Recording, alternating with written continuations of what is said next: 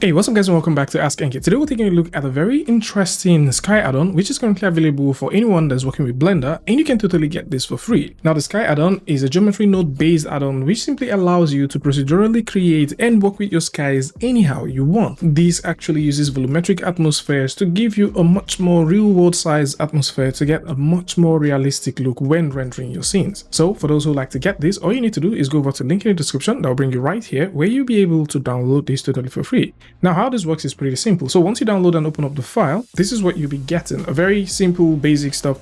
You've got your geometry nodes right here, then you've got your world nodes right here. So in here is where all of the controls happen. Actually, you'll not be able to see anything working unless you switch to cycles. So once you switch to cycles, you'll be able to see all of these in their full glory. So right here we've got the air, so you can play with how much air you want this thing to have. You can also play with the aerosols, so that is what we've also got right here. So we can increase and reduce that as well.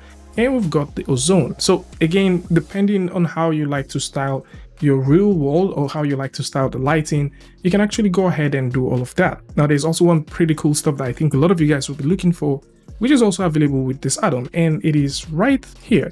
So if we go over to where we have the modifiers, we can play with the elevation. This was one of the things I was, looking for, and it seems to have had it. So we've got the elevation right there, and we can also play with the rotation. Having this for free is just pretty nice. And as much as this is free, something else I would love to see in subsequent updates would be maybe a bit of cloud. However, if you like to get clouds, there's a ton of cloud tools out there. So I'm going to put links to those ones in the description. But what if you're working with a scene and then you would like to use this? So how you need to get going with this is as simple as going over to edit, go over to preference, and right here within preference, you need to go over to your file path, click on the plus button. Within the asset library, you need to add a folder, and once you have that done, you can click on the program menu, save your preference, close the window, and drag out a new panel. Now once you drag out a new panel, go over to where you have your asset browser, then you find the Sky stuff right here. Once you click on that, go over to Sky, and you can go in, click this, which is your geometry node asset, click it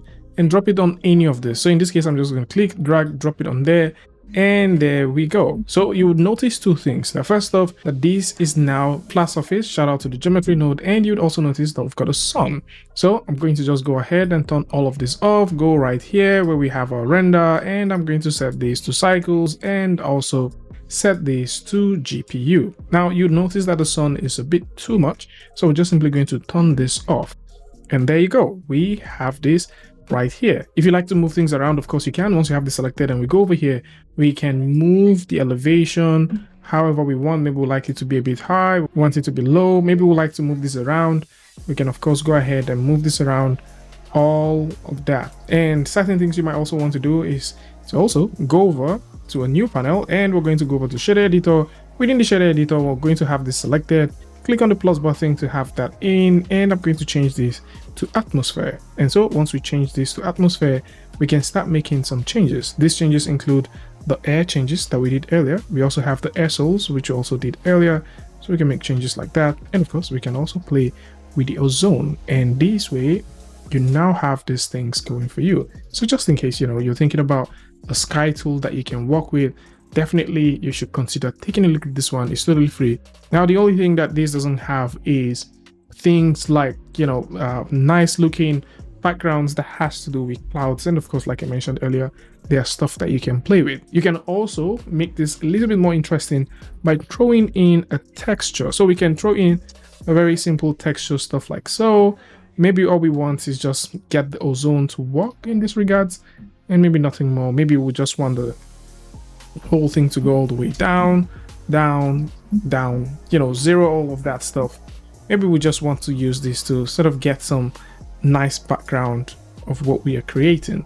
And so this is basically how you can take advantage of this add-on alongside the sky texture that exists with Blender to start creating pretty cool skies right inside of Blender.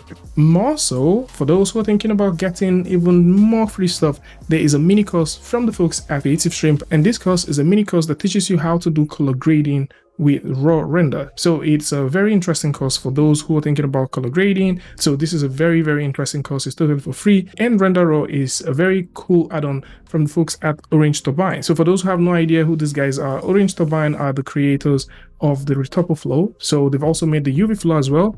Pretty cool tools. Go ahead and check them out if this is something you want to work with. So the Render Raw is a very nice tool for those who are into color correction or effect. And since we're talking about renders and lighting, this is definitely something I think you might want to consider looking at. Some other mentions that I think might be worth it is the Rantools is doing a 50% off, although it says, you know, it's expired, but it's still currently available. You can go ahead and see that. Then we've got the camera track, which is also available from CG Matter. This is an amazing tool that just allows you to do clean camera tracking inside of Blender, creates a point cloud, support G3 footages, and a ton of other things. So just in case you want to work with this, possibly you're thinking about, okay, is it possible to do some composition? Or maybe you're thinking about getting started with it and you don't know how to get around it.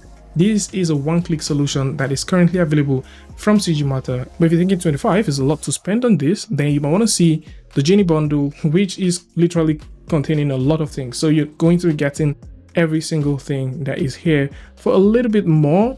So in this case, you're sort of getting every single thing for 45. So there's a good number of add-ons that are right here, and they're continually growing. And some other honorable mentions includes the 50 procedural generator pack from the folks at Blender Procedural, as they've actually packed up all of their stuff, even new stuff and some stuff that just exists before. They've packed all 50 of them. You can get them right now. This is pretty new, and I think it's worth it. So go ahead and check it out. If you're into procedural generators, maybe you want something that works faster, then this is definitely going to be worth it. And you know, another mention would be the iFoot. We made a post about this one on the channel, so go ahead and check it out. This is a very cool tool for anyone who is thinking about generating various realistic eyes.